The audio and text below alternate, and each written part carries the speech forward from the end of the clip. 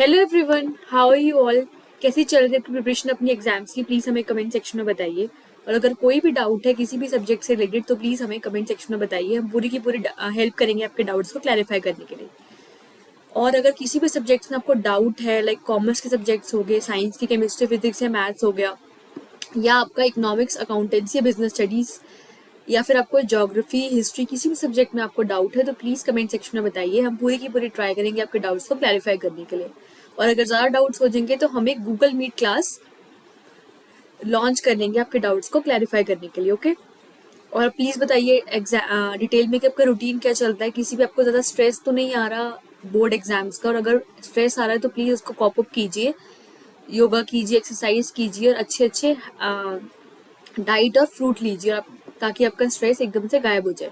और सिर्फ ये एग्जाम्स ही हैं, ये कोई बहुत बड़ा आपके लाइफ का टेस्ट नहीं है, सिर्फ छोटा सा एक स्टेप है लाइफ का, आपको वो पास करना है। और बहुत बड़ी बात नहीं है बोर्ड्स में मार्क्स लाना, बहुत अच्छे से आ जाते हैं। अगर आप अच्छे से अपने आंसर्स को प्रेजेंट करोगे तो आपके मार्क्स आ जाएंगे एग्जाम्स में, आपको वरी करने की जरूरत नहीं है। तो अगर हम इकोनॉमिक्स की बात करें तो हमने लास्ट चैप्टर में जो हमारा इंफ्रास्ट्रक्चर था उसके इस वीडियो में हमने क्वेश्चन आंसर्स डिस्कस करने। हमने वन शॉट वीडियो जो था इंफ्रास्ट्रक्चर का कंप्लीट कर लिया था। हमने क्वेश्चन आंसर्स भी डिस्कस किए थे, नेशनल इनकम अकाउंटिंग के, determination of income and employment के, और एक और चैप्टर था हमारा, उसका नाम था पॉवर्टी के। हमने क्वेश्चन आंसर्स डिस्कस किए थे। तो आज की वीडियो में हम डिस्कस करेंगे हमारा नेक्स्ट चैप्टर जो था इंफ्रास्ट्रक्चर का, जो बहुत ज़्यादा इंपॉर्टेंट चैप्टर है और बहुत ईजी भी है। उसके हम क्वेश्चन आंसर्स हम डिस्कस करेंगे। ओके, तो होल्ड योर ब्रेथ हाई, हम अपने क्वेश्चन आंसर्स डिस्कस करते हैं। इस वीडियो को स्टार्ट करने से पहले हमारा जो पिछला वीडियो था इंफ्रास्ट्रक्चर का, जिसमें हमने वन शॉट वीडियो डिस्कस किया था डिटेल में, प्लीज उसे भी देख लीजिएगा। राइट, तभी इस वीडियो को आगे प्रोसीड कीजिएगा further. Okay, so let me open the presentation of question answers of infrastructure. हमने इसके वन शॉट वीडियो हर एक चैप्टर के अपलोड कर दिए, तो वीडियो को देखने से पहले प्लीज हमारे वन शॉट देखा करो, उसके बाद ही हमारे क्वेश्चन आंसर्स की सीरीज पे जंप किया करो। ओके, तो let me open the question answers of infrastructure. Okay,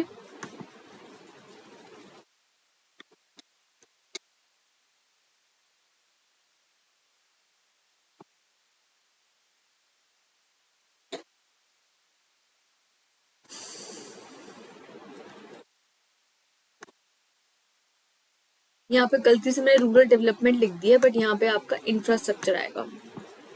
okay, तो ये इंफ्रास्ट्रक्चर चैप्टर के क्वेश्चन आंसर्स हैं। इस चैप्टर को देखने से पहले प्लीज मैं बार बार कह रही हूँ कि वो वाला वीडियो देखिएगा, उसमें मैंने सारे के सारे इंपॉर्टेंट पॉइंट्स जो है वो कवर किए हैं, तभी आपको ये वीडियो डिटेल में समझ आएगा। ओके, और जो मैंने नोट्स प्रोवाइड किए उस लेक्चर में, तब वही नोट्स को आप अच्छे से देखिएगा, ये वाले क्वेश्चन आंसर्स आपके रेडी हो जाएंगे। और इस चैप्टर में से स्पेशली इंडियन इकोनॉमिक्स में आपको बहुत सारी थ्योरी पढ़नी है, और थ्योरी पढ़ने के साथ साथ आपको क्या करना है कि माइंड में कुछ कुछ चीज़ें रखनी है, कुछ कुछ आपके माइंड में ग्राफ्स होने चाहिए, क्योंकि आपकी प्रेजेंटेशन बहुत ज़्यादा मैटर करती है। ये एक टाइप की सोशल साइंस है। आप क्लास 10 में सोशल साइंस पढ़ते थे ना, ये वही हमारा मेजर है कि सोशल साइंस है ये एक तरह की। आपको इसमें डायग्राम्स बनाने हैं, फ्लो चार्ट बनाने हैं। लेकिन अगर किसी चीज़ के कॉजेज पूछे हैं तो कॉजेज को पहले आपको क्या करना है, उसको एक कॉजेज का फ्लो चार्ट बनाना है कि इसके ये कॉजेज हैं। राइट, कॉजेज लिखने के बाद आपको एक, जैसे ये कॉज है उसको डिटेल में एक्सप्लेन करना है कि इस कॉज को आपको फिर नेक्स्ट पेज पे पूरा पूरा एक्सप्लेन करना है, फिर इसको एक्सप्लेन करना है। आपकी प्रेजेंटेशन बहुत ज़्यादा मैटर करती है इंडियन इकोनॉमी में, और आपको स्टार्टिंग में इंट्रोडक्शन भी देना है और लास्ट में आपको कंक्लूजन भी देना है। राइट, तभी आपकी प्रेजेंटेशन जो है बहुत अच्छी होगी और आपका 6 मार्क्स का क्वेश्चन अच्छे से रेडी होगा। ये वाला फॉर्मेट मैं आपको 6 मार्क्स के क्वेश्चंस के लिए बता रही हूँ, जो आपको मैं आगे बताऊंगी कि कैसे आपके आंसर्स को प्रेजेंट करना है। देखो बच्चों, आना अलग बात है और किसी आंसर को प्रेजेंट करना अलग बात है। अगर आपको आता है वो वाला आंसर बट आप उसको अच्छे से प्रेजेंट नहीं कर पा रहे हो तो उसके आने का कोई आपको बेनिफिट नहीं है, क्योंकि जितने आप उससे मार्क्स ले सकते थे आप उतने नहीं ले पाए। राइट, तो ये वाला वीडियो अच्छे से डिटेल में देखिएगा, इसमें मैं पूरे एंड तक बताऊंगी कि कैसे आपको अपने आंसर्स को प्रेजेंट करना है और कैसे उसको एनालाइज करना है और कैसे लिखना है एग्जाम्स में। ओके, तो let me start with the infrastructure question and answers. First question is mention one advantage of infrastructure. Infrastructure का मीनिंग क्या होता है? इंफ्रास्ट्रक्चर का मतलब जो हमारी रोड्स हैं, फैसिलिटीज हैं, हमारे पास कितने डैम्स हैं, कितनी हमारी इंफ्रास्ट्रक्चर में सिर्फ और सिर्फ डैम्स बिल्डिंग्स नहीं आती, बल्कि वुमेन की हेल्थ आती है, इसमें रूरल अर्बन डिवाइड आता है, इसमें बहुत सारी चीजें आती हैं, राइट। तो इंफ्रास्ट्रक्चर की एडवांटेज क्या है, जो हम इतना सब कुछ इंफ्रास्ट्रक्चर का डिटेल पढ़ के आए हैं, उसका मेन एडवांटेज क्या है? तो इसका एडवांटेज है infrastructure increase the productivity of factors of production. Infrastructure हमारी प्रोडक्टिविटी बढ़ाती है फैक्टर्स ऑफ प्रोडक्शन की। फैक्टर्स ऑफ प्रोडक्शन हमारे कौन कौन से होते हैं? हमारे फैक्टर्स ऑफ प्रोडक्शन होते हैं land, labour, capital and entrepreneurship, right. तो लैंड, लेबर, कैपिटल और एंटरप्रेन्योरशिप की हमारी जो इंफ्रास्ट्रक्चर होती है, हमारी प्रोडक्टिविटी बढ़ाती है। प्रोडक्टिविटी का मतलब प्रोड्यूस करने की कैपेसिटी, हम कितना 1 हेक्टेयर ऑफ लैंड में प्रोड्यूस कर सकते हैं। अगर हमारे पास 1 हेक्टेयर लैंड है इस चीज की, तो इस पे हमारा कितने आउटपुट प्रोड्यूस हो सकते हैं, उसे हम कहते हैं प्रोडक्टिविटी। और इंफ्रास्ट्रक्चर क्या करती है? हमारी प्रोडक्टिविटी को इंक्रीज करती है फैक्टर्स ऑफ प्रोडक्शन की। फैक्टर्स ऑफ प्रोडक्शन होते हैं हमारे land, labour, capital and entrepreneurship, right. तो ये थे हमारे कुछ factors of production, right. Land, labour, capital and entrepreneurship. और लैंड को हमें पता है कि अगर किसी चीज का लैंड है तो हमें क्या करना पड़ेगा? उसका रेंट पे करना पड़ेगा। अगर हमारी अपनी नहीं है तो ऑब्वियसली हमें उस जिसके ओनर है उसको एक रेंट पे करना पड़ेगा। और लेबर को क्या करेंगे हम? अगर हायर किया हुआ तो उसको हम वेजेस पे करेंगे। अगर कैपिटल हमने कहीं से पैसा बोरो किया हुआ तो हम उसका इंटरेस्ट पे करेंगे। और इंटरप्रेन्योरशिप, इंटरप्रेन्योर क्या होता है? जो प्रॉफिट का, जो ओनर है बिजनेस का, ओनर जो होता है बिजनेस का, उसको क्या मिलता है? प्रॉफिट मिलते हैं, राइट। वही उसकी एक तरह की इनकम होती है, राइट। तो इंफ्रास्ट्रक्चर का यही एडवांटेज है कि it increases the productivity of factors of production. जो फैक्टर्स ऑफ प्रोडक्शन है उसकी प्रोडक्टिविटी को इंक्रीज करता है इंफ्रास्ट्रक्चर, राइट। ये क्वेश्चन था आपका 1 मार्क और ये क्वेश्चन हो गया रेडी। बहुत सिंपल क्वेश्चन था। एग्जाम्स में आपको इस टाइप के क्वेश्चन ही मिलेंगे। बोर्ड में जो क्वेश्चन लेवल होता है वो बिलो होता है, इतना ज्यादा लेवल नहीं होता है क्वेश्चन पूछने का, और आपकी मार्किंग भी लूज होगी, बट आपको अपने आंसर अच्छे से प्रेजेंट करने हैं, कहीं से एग्जामिनर को कोई कमी ना लगे आपके मार्क्स डिडक्ट करने में, ओके। तो आई होप वाला क्वेश्चन आपको क्लियर हो गया होगा। Let's move to next question. What is global burden of disease? मैंने आपको लास्ट जो 1 शॉट वीडियो था उसमें मैंने आपको बताया था ग्लोबल बर्डन ऑफ डिजीज का मीनिंग है, राइट। तो इसका मीनिंग डिटेल में डिस्कस करते हैं। What is global burden of disease? Global burden of disease is an indicator used for the experts to measure the number of people dying prematurely due to a particular disease, as well as the number of years spent by them in the state of disability owing to the disease. तो global burden of disease का मतलब है कि एक indicator है जो experts ने use किया है किसी भी चीज को मेजर करने के लिए। इसमें हम मेजर करते हैं कि कितने लोग एक पर्टिकुलर डिजीज होने की वजह से कितनी प्रीमेच्योरली, कितनी जल्दी डाई कर रहे हैं, राइट। तो उससे हम कहेंगे ग्लोबल बर्डन ऑफ डिजीज। तो ग्लोबल बर्डन ऑफ डिजीज का यही मतलब है कि एक इंडिकेटर है जो एक्सपर्ट्स ने यूज किया है, एक तरह का मेजर है to major the number of people dying, जितने नंबर ऑफ पीपल डाई कर रहे हैं एक पर्टिकुलर डिजीज के कारण। तो उसका एक इंडिकेटर हमने बना लिया, उसे हम कहते हैं ग्लोबल बर्डन ऑफ डिजीज।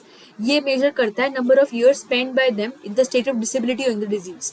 अगर किसी बहुत गंदी बीमारी है किसी पेशेंट को या ग्रुप ऑफ पर्संस को, तो उन्होंने कितना टाइम स्पेंड किया उस बीमारी को रिकवर करने के लिए और उस बीमारी के साथ रहने के लिए, राइट। उन्होंने कितना टाइम लिया उस बीमारी को कॉप अप करने के लिए, उसे खत्म करने के लिए। तो इसको मेजर करते हैं ग्लोबल बर्डन ऑफ डिजीज। तो ग्लोबल बर्डन ऑफ डिजीज में हमारी 2 चीजें आएंगी कि कितने हमारे पेशेंट्स डाई कर रहे हैं एक पर्टिकुलर डिजीज के कारण और कितने उन्होंने ईयर स्पेंड करे एक डिजीज को खत्म करने के लिए, कॉप अप करने के लिए। तो हमारा ग्लोबल बर्डन ऑफ डिजीज का मीनिंग हो गया क्लियर। आई होप ये वाला क्वेश्चन आपको क्लियर हो गया और ये जनरली 2 मार्क का क्वेश्चन है,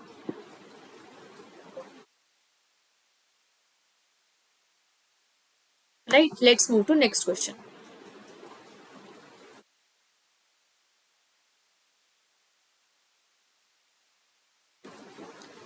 discuss the main drawbacks of the health care system, right. ये क्वेश्चन आपका 3 to 5 मार्क कैरी करता है। अगर आपको इसमें ड्रॉबैक्स पूछे हैं तो आपको सबसे पहले इंट्रोडक्शन देना है कि हमारा हेल्थ केयर सिस्टम क्या है और उसके जो आप पॉइंट्स एक्सप्लेन करोगे, क्योंकि अगर 5 मार्क का क्वेश्चन है तो आपको ऑब्वियसली 5 पॉइंट्स एक्सप्लेन करनी है। तो 5 पॉइंट्स एक्सप्लेन करने तो उसको आपको पहले एक इंट्रोडक्शन देना है कि हेल्थ केयर सिस्टम में क्या क्या ड्रॉबैक्स थे। उसको एक सिर्फ एक ब्रीफ इंट्रोडक्शन देनी कि क्या क्या हमारे ड्रॉबैक्स थे, उसको डिटेल में एक्सप्लेन नहीं करना, बस सिर्फ और सिर्फ एक लाइन दे देनी है। राइट, आपने ड्रॉबैक्स दे दिए हेल्थ केयर सिस्टम के।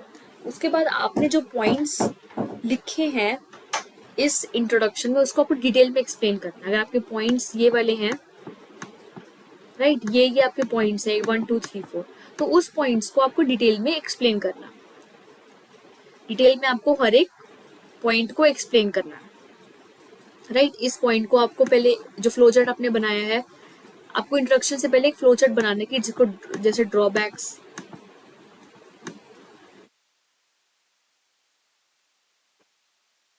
लिख दिया आपने ऐसे, फिर आपको एक फ्लो चार्ट बनाना है, बीच में सर्कल में drawbacks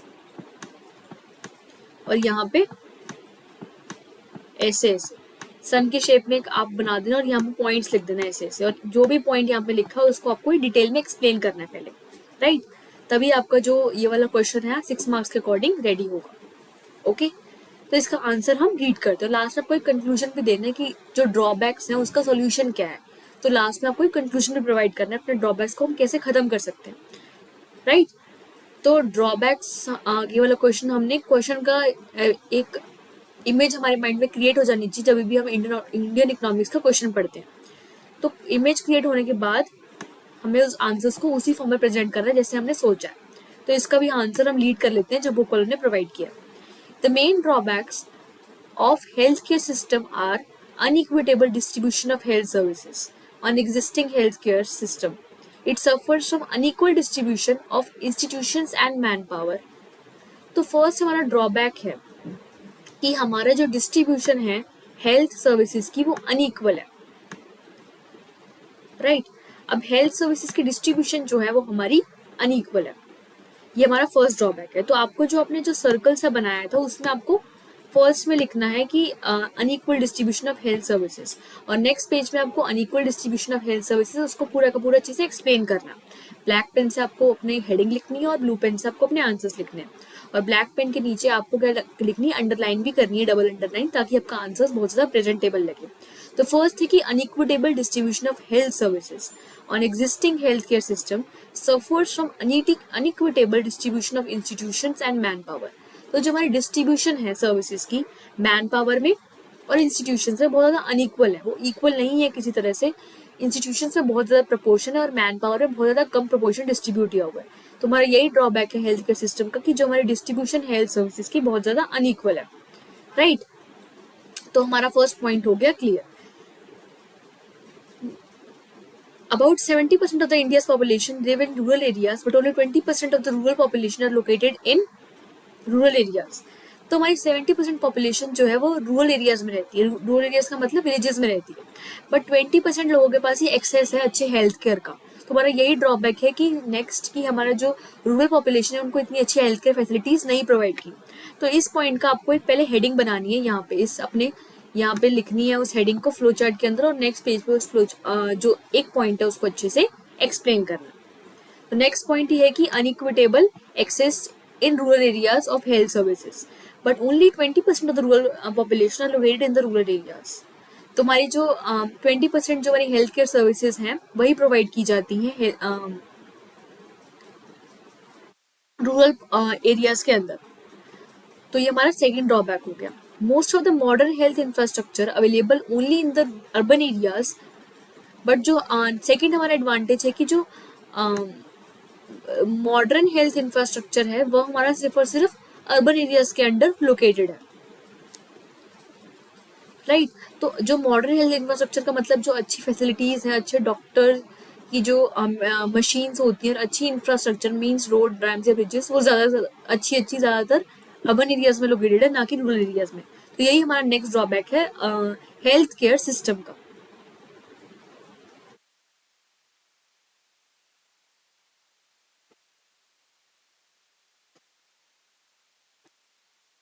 Communicable diseases, increasing attention is urgently needed for prevention of communicable diseases. तो नेक्स्ट है हमारा कि जो अर्बन एरियाज कम्युनिकेबल डिजीजेस, तो हमें बहुत ज़्यादा इंक्रीजिंग अटेंशन चाहिए अपने कम्युनिकेबल डिजीज जो स्प्रेड होते हैं रूरल एरियाज में, उसको स्प्रेड करने के लिए, उसको कंट्रोल करने के लिए। राइट, तो हमारे जो कम्युनिकेबल डिजीज है उसके अंदर आ जाएगा जो हमारा वायरल फ्लू होता है, जो एड्स होता है और जो HIV होता है। तो HIV एड्स और जो वायरल हमारा फ्लू होता है वो बहुत ज़्यादा जल्दी फैल जाता है, ज़्यादा जल्दी फैलता है, रूरल एरियाज में ज़्यादा फैलता है as compare to urban areas. तो नेक्स्ट हमारा यही डिसएडवांटेज है कि इसको हमें क्रॉप अप करने के लिए कुछ मेजर्स लेने चाहिए ताकि हमारा जो हेल्थ केयर सिस्टम है अच्छे से वर्क करे, राइट।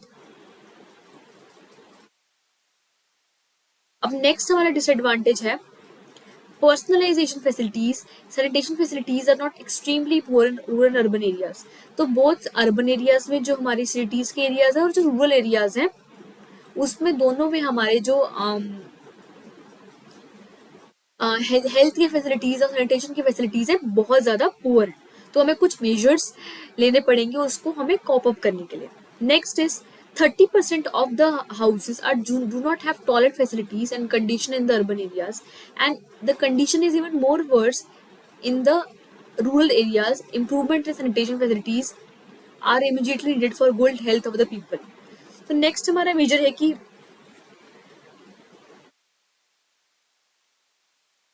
रूरल एरियाज और अर्बन एरियाज दोनों में हमारे जो सैनिटेशन की फैसिलिटीज होती हैं और जो हमारी टॉयलेट की फैसिलिटीज होती हैं दोनों में इतनी ज़्यादा अवेलेबल नहीं है। अगर हम अर्बन एरियाज की बात करें तो वहाँ पे जो टॉयलेटरीज होती है, सैनिटेशन फैसिलिटीज होती है वो 30% ही अवेलेबल है। और अगर हम रूरल एरियाज की बात करें तो वहाँ पे कंडीशन और ज़्यादा वर्स है। तो इससे हम अंदाज़ा लगा सकते हैं कि हमारा हेल्थ केयर सिस्टम कितना वीक चल रहा है इन दो कंट्रीज में। तो हमें कुछ ना कुछ मेजर्स लेने पड़ेंगे जिससे हमारा health care system corp up हो जाए, राइट। तो ये इसके जो पॉइंट्स लिखे हैं उसको आपको एक एक पॉइंट को डिटेल में एक्सप्लेन करना है। पहले फ्लो चार्ट बनेगा, उससे पहले भी आपका इंट्रोडक्शन बनेगा एंड लास्ट में भी कंक्लूजन दोगे कि इतने सारे ड्रॉबैक्स को हम सॉल्व कैसे कर सकते हैं, राइट। तो let's move to next question. I hope ये वाला क्वेश्चन आपको क्लियर हो गया होगा। तो ये वाला क्वेश्चन अभी एंड नहीं हुआ है, इसका एक और पॉइंट है lack of manpower. Even though India produces 12,000 medical graduates every year, still there is shortage of manpower. Malnutrition, widespread malnutrition poses a serious threat on the life expectancy. In case of children, role of private sector has not been successful in providing adequate health structure. There is a need to increase collaboration of public sector with the private sector to meet the healthcare needs of the people. तो next है हमारा कि lack of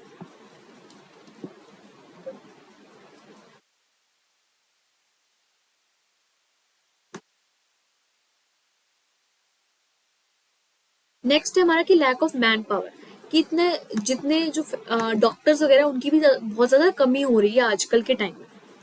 हमारे कहने को तो हमारे 12,000 medical graduates हैं, जो लोग MBBS करते हैं वो हर साल 12,000 लोग पास आउट होते हैं, बट फिर भी हमारी क्या होती है मैन पावर की और अच्छे डॉक्टर्स की कमी हमारी कंट्री में पाई जा रही है। तो ये हमारा नेक्स्ट डिसएडवांटेज है कि हमारा हेल्थ स्टेटस कितना, हम इससे अंदाज़ा लगा सकते हैं कि हमारे हेल्थ केयर की कंडीशन कितनी पुअर चल रही है। There is shortage of manpower. Malnutrition poses a serious threat to the life expectancy. तो malnutrition से क्या है हमारी poses a serious threat to the life expectancy. तो malnutrition के होने के कारण, malnutrition का मतलब अगर किसी भी चाइल्ड के अंदर जो न्यूट्रिएंट्स होते हैं हमारे 5 उसकी कमी है तो उसे हम कहेंगे माल न्यूट्रिशन। और 5 हमारे होते हैं vitamin, proteins, carbohydrates, fats and minerals. तो इन सब की अगर कमी है किसी भी इंडिविजुअल के अंदर या किसी भी चाइल्ड के अंदर तो उससे हम कहेंगे वो माल न्यूट्रिश चाइल्ड है।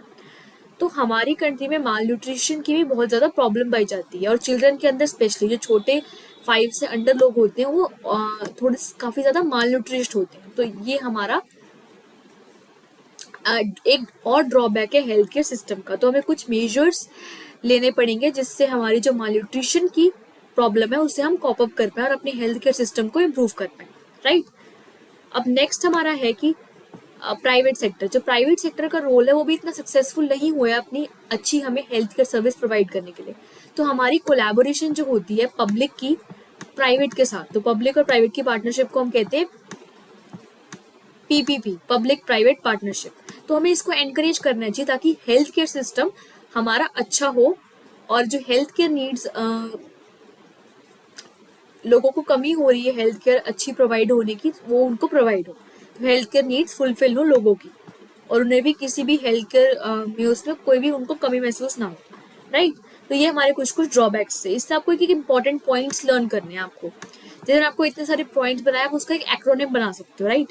जैसे ड्रॉबैक्स हैं, इसमें फर्स्ट था कि डिस्ट्रीब्यूशन ऑफ मैन पावर, तो उसका एक्रोनिम हो गया डी, राइट। उसका आपको फर्स्ट वर्ड लेना है। नेक्स्ट था हमारा कि प्रिवेंशन ऑफ कम्युनिकेबल डिजीजेस, तो इसमें आप पी ले सकते हो। फिर आ जाएगा आपका नो टॉयलेट फैसिलिटीज, तो इसका आप एन ले सकते हो। और मैंने आपको बाद में बताया था L, lack of manpower, तो इसमें एल आ जाएगा। और फिर आ जाएगा role of private sector, L. तो आप अगर इसको याद करोगे D L D P N L R, तो आपको बहुत ईजी हो जाएगा जो मैंने पॉइंट बताए आपको लर्न करने के लिए। हमेशा ये वाला आपको फॉर्मूला अपनाया करो किसी भी चीज को याद करने के लिए। आपको ये जो पॉइंट्स आप कभी नहीं भूलोगे, बस आपको ये सब याद रखना है जो भी यहाँ पे हम लिखेंगे। आप अपने कन्वीनियंस के अकॉर्डिंग कोई भी आप एक्रोनिम बना सकते हो और उसको अच्छे से लर्न कर सकते हो। Like drawbacks of health care system का एक्रोनिम हो गया DPNLR, राइट। तो बहुत ज्यादा सिंपल हो जाता है ऐसे याद करना। तो ये वाला आपका 6 मार्क क्वेश्चन इतनी इजी तरह हमने रेडी कर दिया। बस आपको एक पॉइंट याद रखना है DPNRL, राइट। तो ये वाला क्वेश्चन हो गया आपका रेडी। बहुत इंपॉर्टेंट क्वेश्चन है, इसको प्लीज नोट कर लीजिएगा। तो ये वाला क्वेश्चन आई होप आपको क्लियर हो गया होगा। Let's move to next question. How has women health become a matter of great concern, तो जो वुमेन की हेल्थ है वो हमारे लिए ग्रेट कंसर्न का मैटर क्यों बन गई है इस कंट्री के अंदर। ऑब्वियसली अगर वुमेन की हेल्थ एक मैटर बन गई ग्रेट कंसर्न के लिए, तो कुछ ना कुछ उसमें होगा, तभी वो मैटर बनी है। वो थोड़ी सी पुअर होगी, उसमें कुछ ना कुछ कमियां होंगी, तभी हमारे लोगों के पीछे वो एड्रेस हुई और उसे हमें एक इतनी इंपॉर्टेंस दी वुमेन के हेल्थ को, क्योंकि वो ऑब्वियसली लैक कर रही है हमारी कंट्री के अंदर। तो इसका हम डाटा पढ़ते हैं। इसको भी अगर आपको वुमेन हेल्थ का क्वेश्चन आ जाए तो आपको सबसे पहले एक इंट्रोडक्शन लिखनी है, बीच में आपको लिखना है, जैसे आपके पेजेस प्रोवाइड हुए हैं बोर्ड के, तो आपको बीच में लिखना है वुमेन्स हेल्थ। वुमेन्स हेल्थ आपको यहाँ पे लिखना है सेंटर में। उसके बाद आपको लिखनी है इंट्रोडक्शन।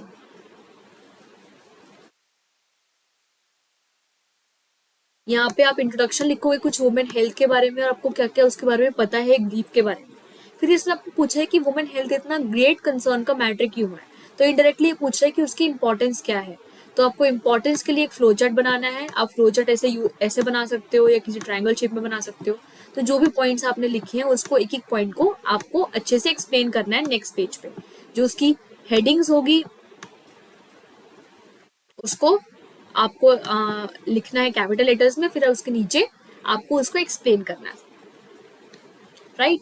तो ये आपका फुल फ्लेज क्वेश्चन रेडी हो जाएगा। और लास्ट में कोई कंक्लूजन जरूर देना है कि वुमेन की हेल्थ को हम सॉल्व कैसे कर सकते हैं और उसको इम्प्रूव कैसे कर सकते हैं, राइट। जो इतनी सारी प्रॉब्लम्स है उसका एक सोल्यूशन हमें बताना है, तब आपका 6 मार्क क्वेश्चन अच्छे से रेडी होगा, राइट। तो हम इसका बुक का आंसर रीड करते हैं।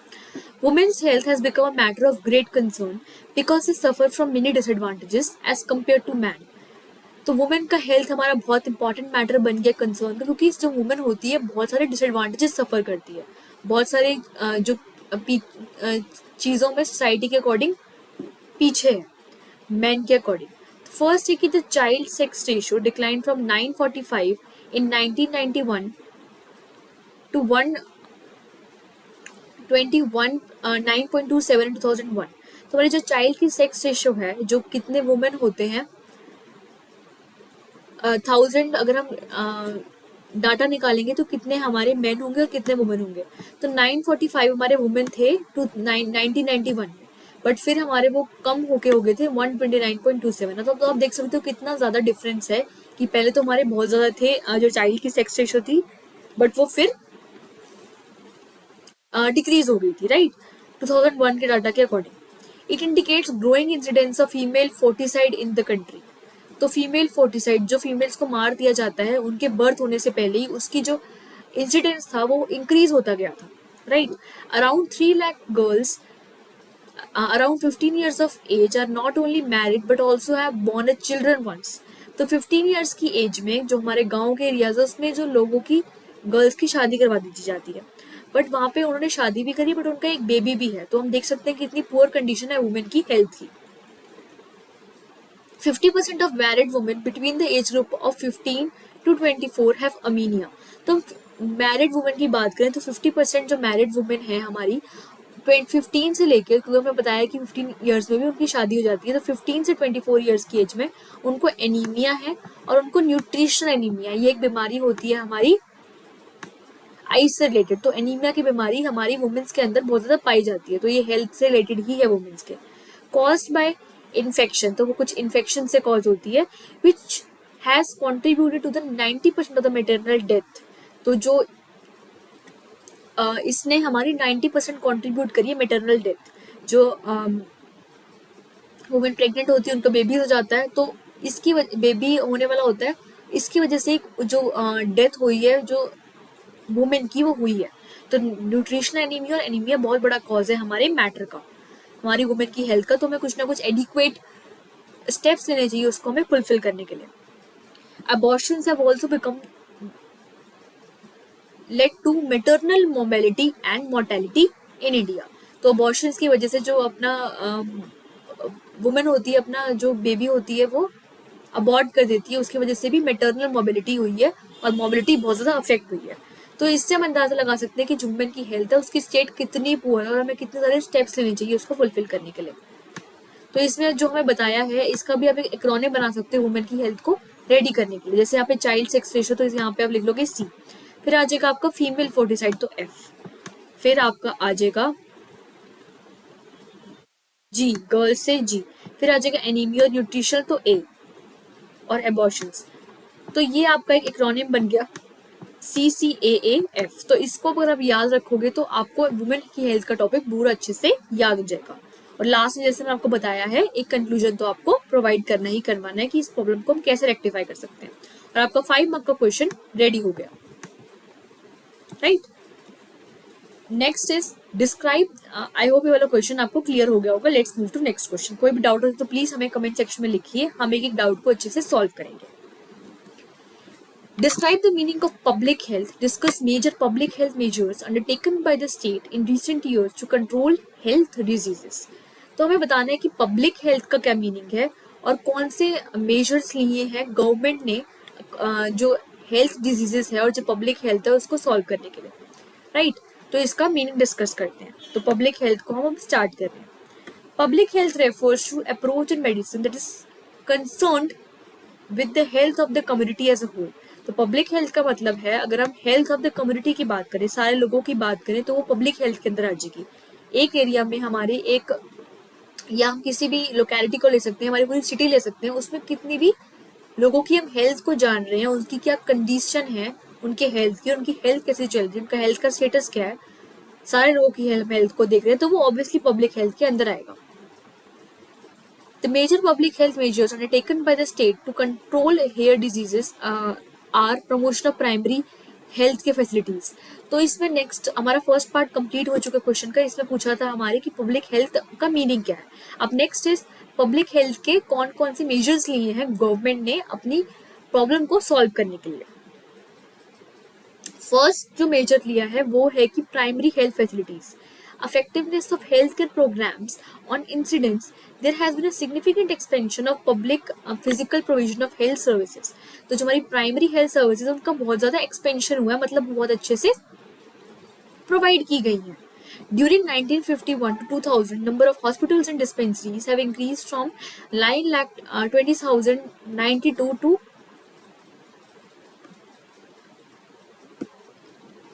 33,21,056। तो हम देख सकते हैं कितना बड़ा इंक्रीज हुआ है 1951 से लेके 2000 में, कि हमारे हॉस्पिटल्स थे और जो डिस्पेंसरीज थी वो इंक्रीज कर दी गई इतने बड़े रेशो से। Measures have increase from 1804 2001 2017। तुम्हारे डॉक्टर्स भी इंक्रीज हुए हैं काफी ज्यादा नंबर से। Public private partnership is being encourage to ensure reliability, quality and affordability of drugs in health care. जो प्राइवेट पब्लिक पार्टनरशिप थी वो भी बहुत अच्छे से लॉन्च की गई है कि हमारी रिलायबिलिटी भी आए, क्वालिटी भी आए और अफोर्डेबिलिटी भी आए कि इन सब चीजों में। तो प्राइवेट पब्लिक पार्टनरशिप को एनकरेज किया गया है, हमारी हेल्थ के सर्विसेज को इम्प्रूव किया गया है, हमारी जो हॉस्पिटल्स और डिस्पेंसरीज थी उनको हमें इम्प्रूव किया गया है, और जो हमारे डॉक्टर्स थे वो सब भी हमारे बढ़ा दिए गए और बेड्स का भी एक्सपेंशन हुआ है। Increase in health infrastructure, expansion of health services led to eradication of smallpox, chikungunya and eradication of leprosy.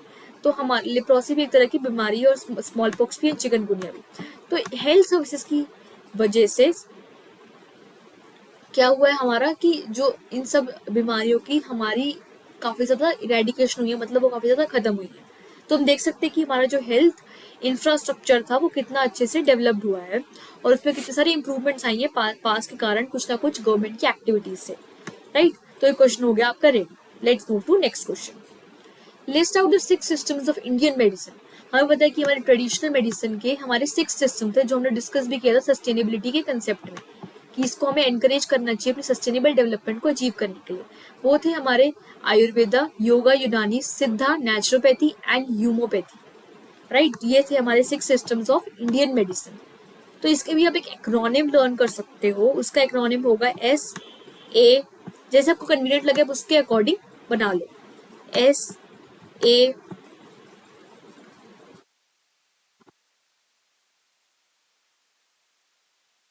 Right. अगर आप एक एक्रोनिम याद कर लोगे तो आपको सब कुछ याद हो जाएगा। आपको ये याद रखना है कि बस अगर इंडियन मेडिसिन आ गया तो से यू, तो आप ये वाला एक्रोनिम याद कर लोगे तो सब कुछ आपके दिमाग में फिट हो जाएगा। यहाँ पे आयुर्वेदा, यूनानी, होम्योपैथी, सिद्धा, यूनानी और न्यूरोपैथी, तो ये बहुत ज़्यादा सिंपल हो जाएगा आपके कंसेप्ट को याद करने के लिए। मैं यही सजेस्ट करूंगी किसी भी टॉपिक में, या ह्यूमन हेल्थ का टॉपिक है या पब्लिक हेल्थ का टॉपिक है, तो उसको आपको क्या करना है कि एक्रोनिम याद कर लेना, तब उसके अकॉर्डिंग आप अच्छे से कर पाओगे वो सब चीज टॉपिक को याद। तो आई होप ये वाला क्वेश्चन 1 मार्क का क्वेश्चन आता है एग्जाम में, 1 to 2 मार्क का, ये आपको क्लियर हो गया होगा। Let's move to next question. How can we increase the effectiveness of health care programmes. हम अपने हेल्थ केयर प्रोग्राम्स की इफेक्टिवनेस, मतलब वो जैसे इम्प्लीमेंट होते हैं उसकी इफेक्टिवनेस को कैसे इंक्रीज कर सकते हैं, जैसे उनकी ठीक होने का रेट है, या तो जिस वो अच्छे से इम्प्लीमेंट हो उसको हम कैसे ठीक कर सकते हैं, कौन कौन से उसके मेजर्स ले सकते हैं हेल्थ केयर प्रोग्राम के। तो इसका हम आंसर रीड करते हैं। The effectiveness of health care programmes can be increase by the following measures. accessibility, affordability needs to be integrated in the basic healthcare system। तो हमारा फर्स्ट फीचर है जिससे वो अपनी इफेक्टिवनेस, जिससे वो चल रहे हैं, उसको हम और अच्छे से इंक्रीज कर सकते हैं, वो था कि एक्सेस, एबिलिटी, अफोर्डेबिलिटी। हम अपनी अफोर्डेबिलिटी इंक्रीज कर सकते हैं और एबिलिटी, जिस हिसाब से हम कर रहे हैं चीजें उसको हम एबिलिटी, क्षमता बढ़ा सकते हैं। Needs to be integrated in the basic health care infrastructure.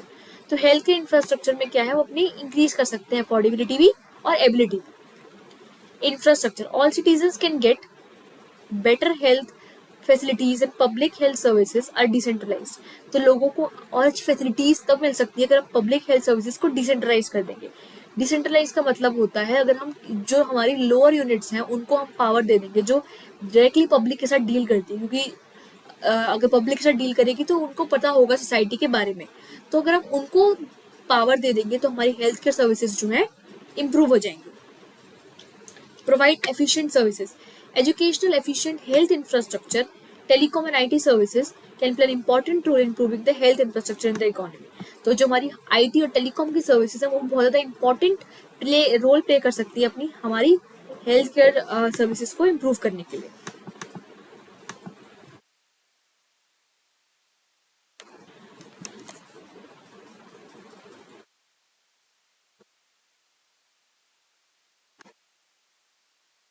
Right, तो ये हो गया हमारा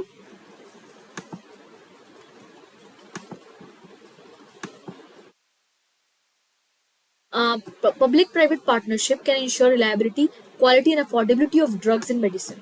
तो जो पब्लिक प्राइवेट पार्टनरशिप है, जब पब्लिक और प्राइवेट साथ में वर्क करते हैं किसी भी मोटिव को अचीव करने के लिए, तो उससे क्या होता है हमारा अफोर्डेबिलिटी बढ़ेगी और रिलायबिलिटी बढ़ेगी और क्वालिटी भी बढ़ेगी ड्रग्स की। मेडिकल में जो मेडिकल में अंदर ड्रग्स यूज होते हैं, तो अगर पब्लिक और प्राइवेट साथ में काम करेगी तो उससे क्या होगा, हमारी रिलायबिलिटी बढ़ेगी, क्वालिटी बढ़ेगी और अफोर्डेबिलिटी बढ़ेगी। रिलायबिलिटी का मतलब वो रिलायबल होगी, वो ट्रस्ट वर्दी होगी, उसकी क्वालिटी होती है वो बढ़ेगी, और अफोर्डेबिलिटी वो इकोनॉमिकल वाइज भी हमारी अफोर्डेबल होगी।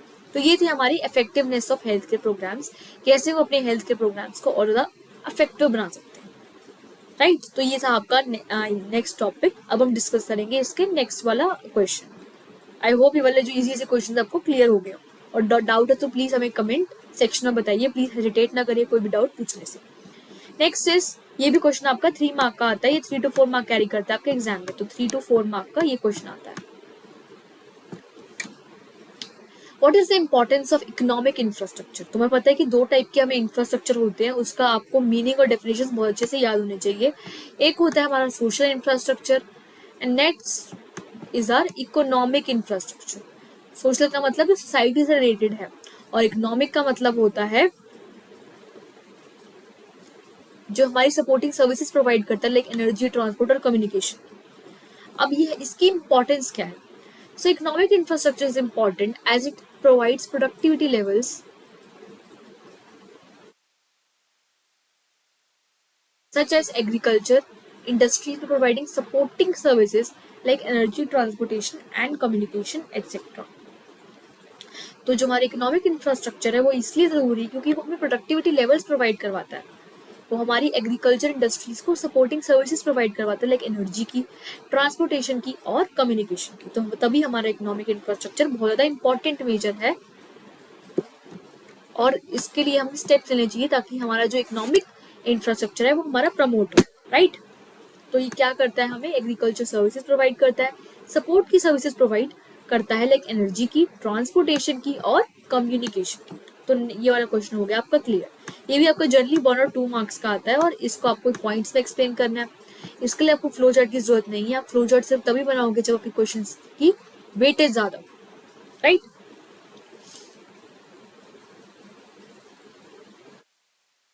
तो आई होप ये वाला क्वेश्चन हो गया आपको clear. Next, let's move to next question.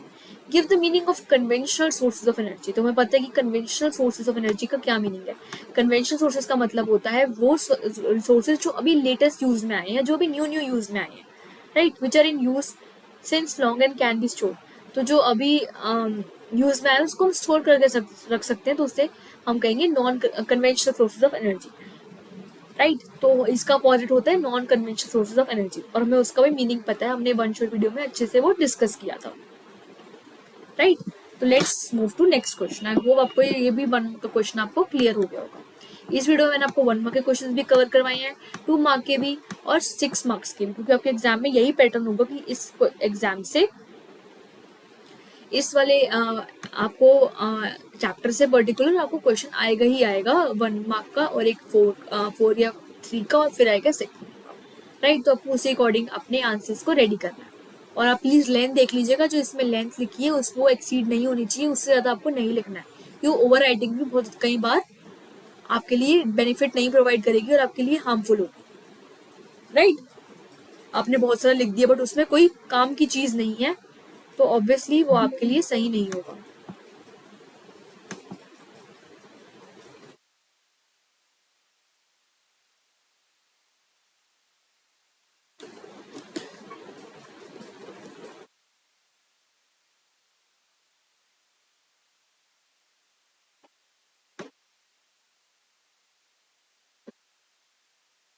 अब हम डिस्कस करेंगे नेक्स्ट क्वेश्चन, वो है हमारा ये 1 मार्क के क्वेश्चन आप अच्छे से रेडी कर लीजिए, क्योंकि 1 मार्क तो आप इसमें बहुत आसानी से अचीव कर ही सकते हो।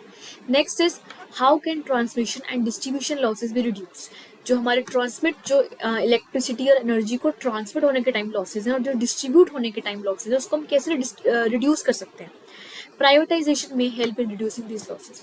तो प्राइवेटाइजेशन जो होती है, हम प्राइवेट सेक्टर को जो पावर दे देते हैं, हम हमारे सब कुछ कंट्रोल करने की, जो प्राइवेट सेक्टर को अथॉरिटी मिल जाती है और गवर्नमेंट को कम अथॉरिटी मिलती है, बट प्राइवेट को अगर अथॉरिटी मिलेगी जो लॉसेज हैं, क्योंकि जो प्राइवेट सेक्टर होगा वो अपने लॉसेज को मिनिमाइज करने की कोशिश करेगा, तो अगर हम अथॉरिटी प्राइवेट को दे देंगे तो ऑब्वियसली प्राइवेटाइजेशन की वजह से हमारे जो ट्रांसमिशन और डिस्ट्रीब्यूशन के लॉसेज है वो कॉप अप हो जाएंगे, राइट। तो आई होप ये वाला क्वेश्चन आपको क्लियर हो गया होगा। Let's move to next slide. ये भी आपको 1 मार्क कैरी करता है। Why social infrastructure is important for the economy. हमने पीछे पढ़ा था कि इकोनॉमिक इंफ्रास्ट्रक्चर क्यों जरूरी है, अब उसका सेकंड कंपोनेंट आ गया कि सोशल इंफ्रास्ट्रक्चर हमारी इकोनॉमी के लिए क्यों जरूरी है। Social infrastructure is important for the economy because it improves human productivity and efficiency facilities for education, health, housing and sector. तो सोशल इंफ्रास्ट्रक्चर इसलिए जरूरी है क्योंकि वो हमारी ह्यूमन की प्रोडक्टिविटी को बढ़ाता है, जो ह्यूमन की काम करने की क्षमता है उसको बढ़ाता है, और एफिशिएंसी, जितनी हम एक्यूरेसी से काम कर रहे हैं उसको भी बढ़ाता है। एजुकेशन की एफिशिएंसी बढ़ाएगा, हेल्थ की बढ़ाएगा, और उसके बाद हाउसिंग की फैसिलिटीज को भी इंक्रीज करेगा। तो इसलिए हमारा कोस्टल इंफ्रास्ट्रक्चर जरूरी है, और इसको हम कह सकते हैं सोशल इंफ्रास्ट्रक्चर इसलिए जरूरी है क्योंकि वो हमारी ह्यूमन की प्रोडक्टिविटी को इंक्रीज करेगा और एफिशिएंसी को इंक्रीज करेगा। तो आई होप ये वाला क्वेश्चन आपको क्लियर हो गया होगा। Let's move to next question.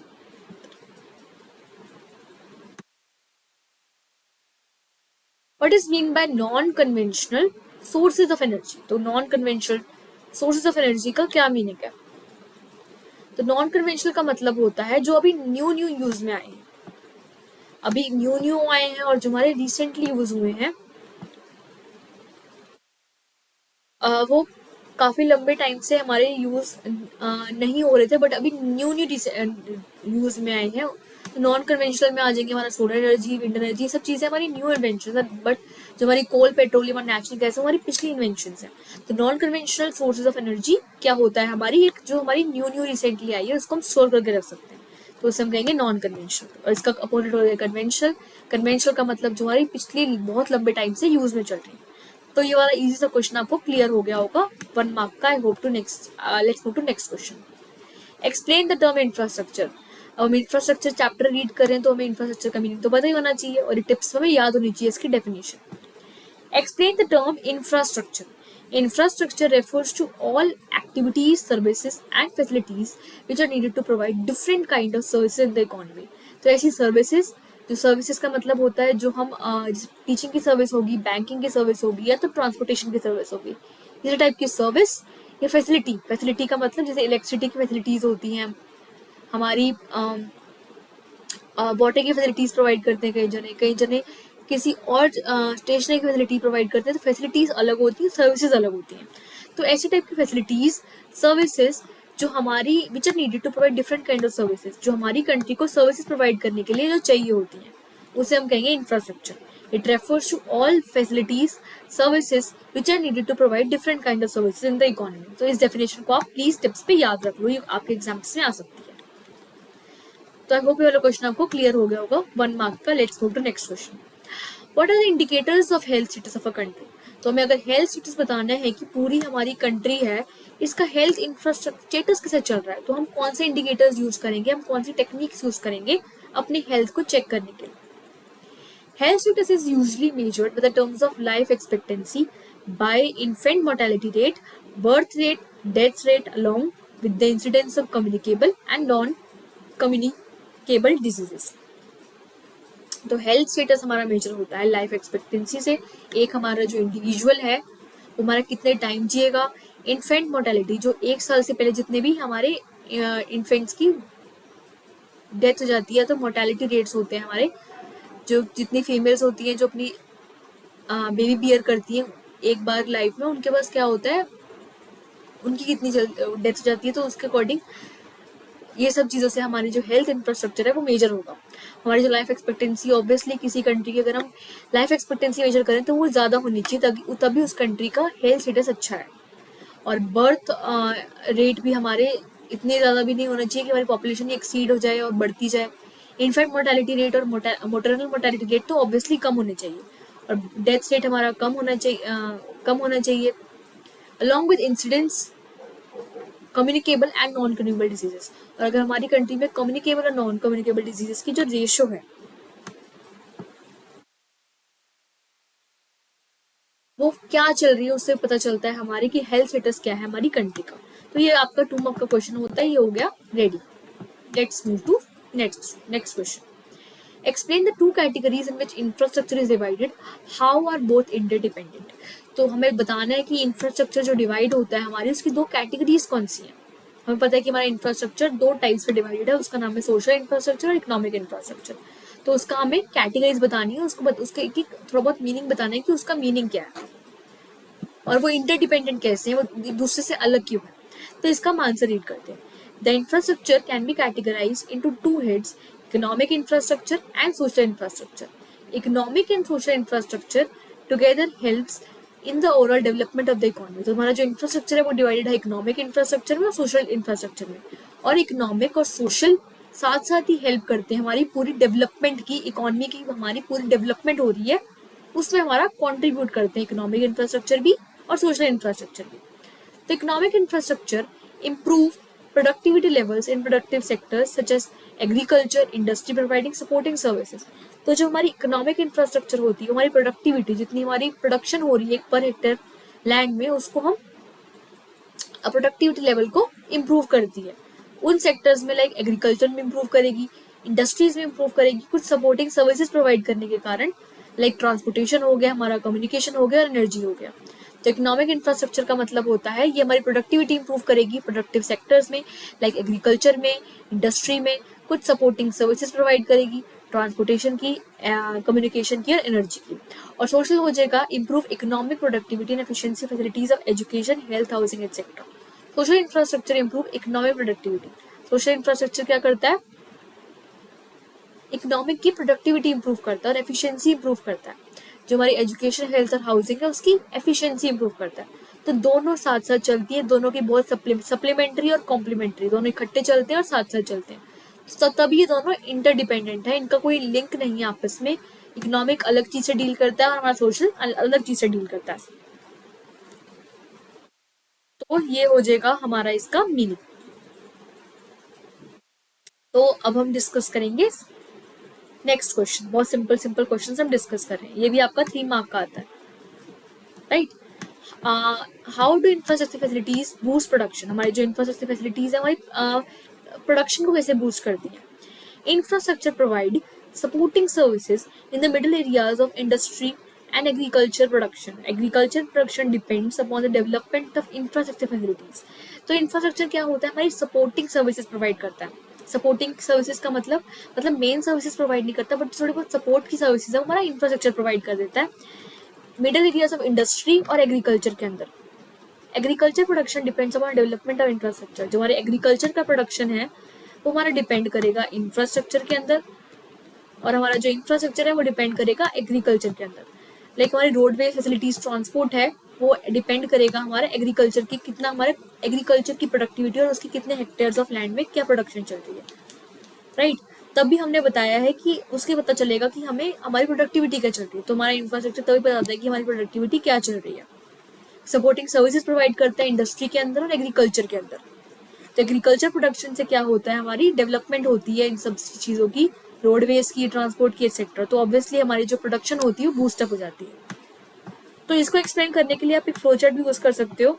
ऐसे आप फ्लो चार्ट यूज कर सकते हो कि अगर एग्रीकल्चर की प्रोडक्टिविटी होगी तो इंडस्ट्री की प्रोडक्टिविटी होगी। थोड़ा सा फ्लो चार्ट भी आप एक बना सकते हो, क्योंकि ये 2 मार्क का क्वेश्चन है तो छोटा सा फ्लो चार्ट बनेगा। Let's move to next question. I hope ये वाला क्वेश्चन आपको क्लियर हो गया होगा। Infrastructure contribute to the economic development of a country, do you agree, explain. तो जो हमारा इंफ्रास्ट्रक्चर होता है वो हमारी इकोनॉमिक डेवलपमेंट, मतलब हमारी इकोनॉमिक डेवलपमेंट का मतलब हमारी जीडीपी में कंट्रीब्यूट करता है। आप एग्री करते हो या नहीं? Development of infrastructure and economic infrastructure go hand in hand. तो ऑब्वियसली हमारा जो इंफ्रास्ट्रक्चर होता है वो जीडीपी में जीडीपी उससे इंक्रीज होती है। अगर हमारा इंफ्रास्ट्रक्चर अच्छा होगा तो ऑब्वियसली उस कंट्री की डेवलपमेंट होगी, उसकी जीडीपी अच्छी होगी। Agriculture depends upon adequate expansion and development of irrigation facilities. Industrial progress depends upon development of power and electricity. तो एग्रीकल्चर हमारा डिपेंड करता है कि हमारी इरिगेशन फैसिलिटीज कितने ज़्यादा डेवलप्ड है, राइट। एग्रीकल्चर बताता है कि डिपेंड्स अपॉन द कि हमारी इरिगेशन फैसिलिटीज कितनी है। जैसे आप यहाँ पे प्रोजेक्ट की फॉर्म में एक्सप्लेन कर सकते हो कि एग्रीकल्चर डिपेंड करेगा इरिगेशन पे, और इंडस्ट्रियल प्रोग्रेस डिपेंड करेगी हमारी डेवलपमेंट ऑफ पावर से। तो इसको आप एक छोटा सा फ्लो चार्ट की फॉर्म में भी एक्सप्रेस कर सकते हो।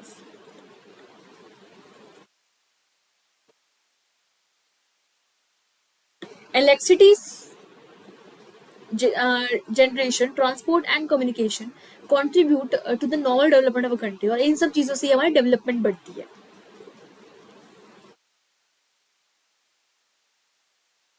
इलेक्ट्रिसिटी जनरेशन, ट्रांसपोर्ट और कम्युनिकेशन की वजह से हमारी जो डेवलपमेंट होती है और प्रोडक्टिविटी की वजह से और जो हमारे लोगों की क्वालिटी इंप्रूव होने की वजह से हमारी जो कंट्री की जीडीपी है वो इंक्रीज होती है। तो इसका कंक्लूजन लिख देना लास्ट में कि ऑब्वियसली जो हमारी, ऑब्वियसली मत लिखना, मतलब हमारी जो इंफ्रास्ट्रक्चर है उससे क्या होता है, हमारी जो प्रोडक्टिविटी होती है और जो डेवलपमेंट होती है कंट्री की और जीडीपी होती है वो इंक्रीज होती है। तो ये थ्री मार्क का क्वेश्चन आपका रेडी हो गया। Let's move to next question. What is the significance of energy differentiate between commercial non commercial process of energy. तो हमें बताना है कि जो सिग्निफिकेंस क्या है एनर्जी की, हमें डिफरेंशिएट करना है कमर्शियल और non commercial sources of energy के बीच। तो energy place a input for the production process in the construction activities. तो एग्रीकल्चर बहुत इंपॉर्टेंट रोल प्ले करता है, जो कंस्ट्रक्शन एक्टिविटीज है उसमें एक इनपुट की तरह काम करता है और उससे हमारा आउटपुट बनता है। It plays a crucial role in the development of a country. हमारी कंट्री की डेवलपमेंट में बहुत ज्यादा इंपॉर्टेंट रोल प्ले करता है energy. There is a positive correlation between economic growth and demand for energy. अगर हमारी डिमांड अच्छी होगी तो इकोनॉमिक ग्रोथ, जो हमारी जीडीपी होती है जिसकी हम लास्ट स्लाइड में बात कर रहे थे, वो इंक्रीज होगा। That happens between growth of increase in productivity activity which requires larger energy. Energy is used in large scale agriculture, क्योंकि अगर हमारी ग्रोथ बढ़ रही है प्रोडक्टिव की,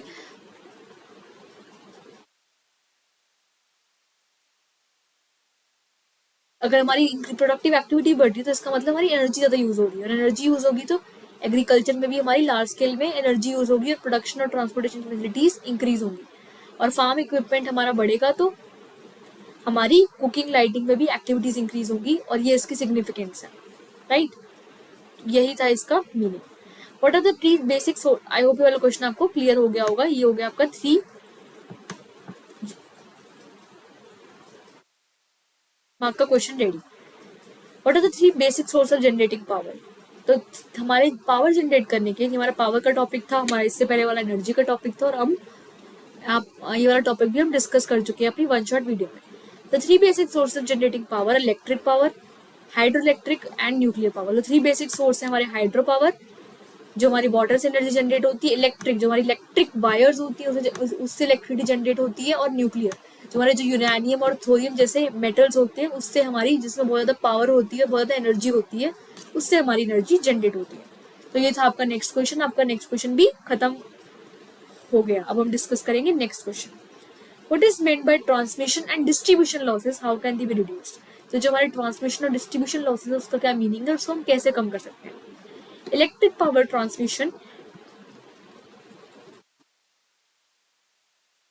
electric power transmission and distribution losses include loss in the transmission between sources of supply and the points of distribution. तो power transmission और distribution losses का मतलब है कि जो हमारी सोर्स सप्लाई, जैसे सप्लाई हो रहा है, और जो डिस्ट्रीब्यूशन जो कस्टमर्स हैं उसके बीच में जो लॉसेस होते हैं उसे हम कहते हैं electric power distribution. Transmission distribution losses can be reduce the following measures, को हम रिड्यूस कर सकते हैं इन मेजर्स के वजह से। Improvement in plant load factor, plant load factor में अगर हम इंप्रूवमेंट करेंगे तो हमारे जो डिस्ट्रीब्यूशनल लॉसेज हैं इसको हम कॉप अप कर लेंगे और खत्म कर देंगे। Promote role of private sector, अगर हम प्राइवेट सेक्टर का रोल इंक्रीज करेंगे तो हमारी जो लॉसेज है खत्म हो जाएंगे। Better research and development efforts, अगर हम डेवलपमेंट एफर्ट्स और रिसर्च हम अच्छे से करेंगे तो ये वाली हमारे जो लॉसेस है ये कॉप अप हो जाएंगे। Proper check on the theft and strict action, जो थेफ्ट जो चोरी होती है पावर में उसका स्ट्रिक्ट एक्शन ले और उसको आसानी से हम देखें। अगर हम कल्प्रिट्स को हम पकड़े तो प्रॉफिट हमारी जो लॉसेस है ये हमारे कॉप अप हो सकते हैं। Power should be supplied free, हम अगर हम पावर को सब्सिडाइज रेट पे देंगे पुअर मार्जिनल फार्मर्स को तभी हमारे जो लॉसेस है वो डिस्ट्रीब्यूट हो जाएंगे, क्योंकि जिसको बेनिफिट मिलना चाहिए उसको ही मिलेगा। तो ये वाला क्वेश्चन हमारा हो गया complete. Let's move to next question. What are the various non commercial sources of energy, हमारे नॉन कमर्शियल सोर्सेज इनमें से कौन कौन से हैं। फायरवुड, एग्रीकल्चर, ड्राइड ड्रंग, और ये सब हमारे non commercial sources of energy हैं। Justify the energy crisis can be overcome through the use of non renewable source of energy. हमें इस स्टेटमेंट को वेरीफाई करना है कि हमारी जो एनर्जी क्राइसिस है, अगर हम नॉन रिन्यूएबल सोर्सेज को यूज करेंगे तो हमारी एनर्जी क्राइसिस को हम सॉल्व कर पाएंगे या नहीं। राइट, तो हमें इसका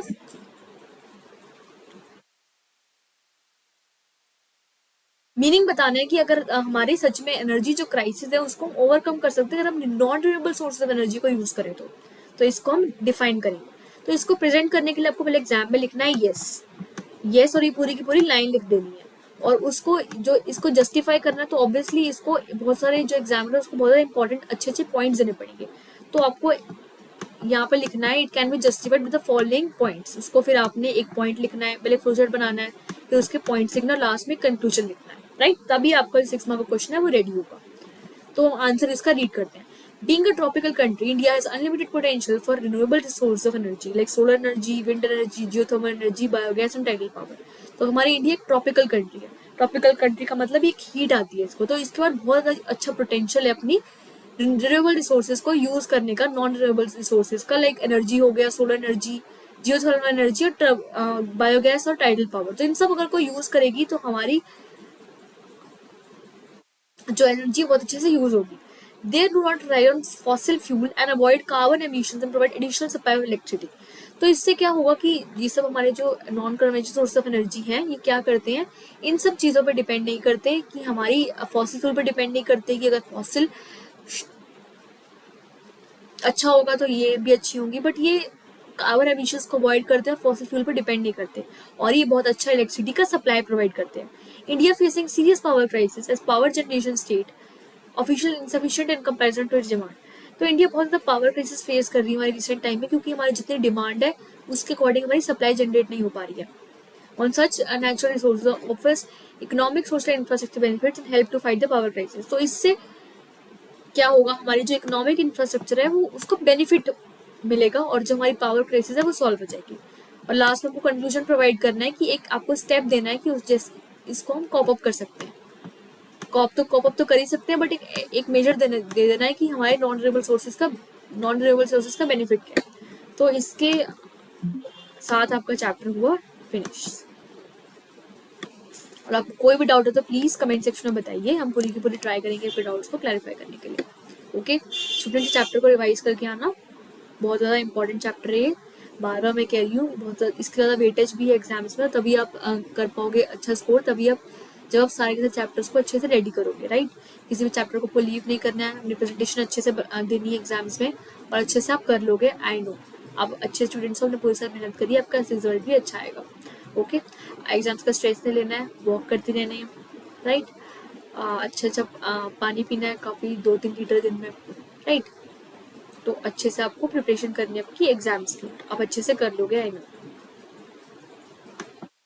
अब हम डिस्कस कर लेते हैं एक बार हमने क्या क्या किया पूरी की पूरी क्लास में। पहले हमने डिस्कस किया जो एडवांटेज था इंफ्रास्ट्रक्चर का, फिर हमने डिस्कस किया ग्लोबल बर्डन ऑफ डिजीज का मीनिंग है, हमने ड्रॉबैक डिस्कस किया हेल्थ केयर सिस्टम के, फिर हमने डिस्कस किया वुमेन हेल्थ एक बहुत इंपॉर्टेंट मेजर क्यों है, कंसर्न क्यों है हेल्थ का, पब्लिक हेल्थ का मीनिंग डिस्कस किया हमने, जो 6 सिस्टम्स इंडियन मेडिसिन के डिस्कस किए, इफेक्टिवनेस कैसे अचीव हो सकती है हेल्थ केयर प्रोग्राम्स की, इकोनॉमिक इंफ्रास्ट्रक्चर की इंपॉर्टेंस क्या है, कन्वेंशनल सोर्सेज का मतलब क्या है, हम ट्रांसमिशन और डिस्ट्रीब्यूशन लॉसेज को कवर अप कैसे कर सकते हैं, सोशल इंफ्रास्ट्रक्चर क्यों जरूरी है हमारे लिए, नॉन कन्वेंशनल का मतलब क्या है, कन्वेंशनल का मतलब है, इंफ्रास्ट्रक्चर का क्या मीनिंग है, इंडिकेटर्स कौन कौन से हैं हमारे हेल्थ इंफ्रास्ट्रक्चर के,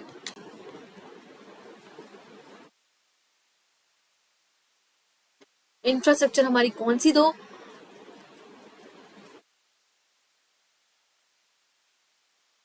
कैटेगरीज में डिवाइडेड है, उसको इंटरडिपेंडेंट क्यों है वो, फैसिलिटीज बूस्ट क्यों करती है प्रोडक्शन, इकोनॉमिक डेवलपमेंट में कैसे तो कंट्रीब्यूट करता है हमारा इंफ्रास्ट्रक्चर, हमारी सिग्निफिकेंस क्या एनर्जी की डिफरेंशिएट करना था हमें इकोनॉमिक और सोशल में, बेसिक सोर्स है जनरेटिंग पावर की, ट्रांसमिशन और डिस्ट्रीब्यूशन लॉसेज का मीनिंग है उसको हम रिड्यूस कैसे कर सकते हैं, हमारी various non conventional source of energy कौन कौन सी है, उसको हम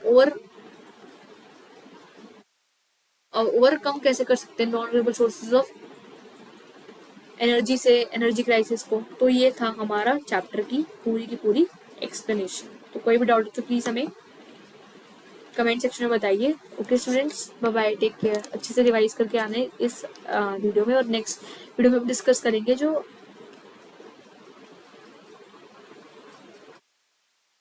हमारा नेक्स्ट टॉपिक है, कौन सा है हमारा एनवायरमेंटल सस्टेनेबल डेवलपमेंट है, उसका हम वन शॉट ऑलरेडी डिस्कस कर चुके हैं, उसके बाद हम डिस्कस करेंगे उसका जो क्वेश्चन आंसर्स है वो करेंगे डिस्कस। क्वेश्चन आंसर को देखने से पहले जो हमारा वन शॉट का वीडियो था उसको आप देख लीजिएगा, तभी आपको वो वाला वीडियो समझ में आएगा। Okay bye bye, take care.